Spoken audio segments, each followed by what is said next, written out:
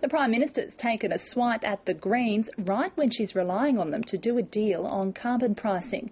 Julia Gillard's used St Patrick's Day to sound a warning that the Greens are on the extreme flanks of Australian politics with no history of delivering big economic reform.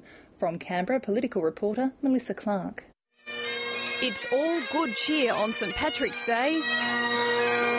A celebration of things Irish and green. The Greens have lost all their parliamentary seats in the one country where it ought to be popular to be green. But not everyone's in on the act. The Greens are not a party of government and have no tradition of striking the balance required to deliver major reform. Julia Gillard's chosen a critical moment to criticise the Greens. She's relying on them to deliver her carbon pricing package, but says they're as unable to pull off major economic policy changes as the coalition. Neither of the extremes in Australian politics can deliver this reform. The Greens are only extreme in the sense of extremely popular and growing. He's taken no offence at what he calls political product differentiation. The Greens don't mind being at the front of that change and getting a little bit of buffeting as we go.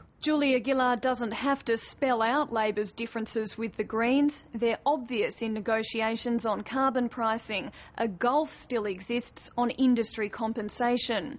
But Bob Brown is backing the Prime Minister on the need to offer something to the companies most at risk of losing out on global markets. Those details are of little interest to Tony Abbott, always inventing new ways to deliver the same message. There's one app that I want to get put on mine. It's a ringtone that goes, "There will be no carbon tax under a government I leave." One promise he'll never walk away from. Melissa Clark, ABC News, Canberra.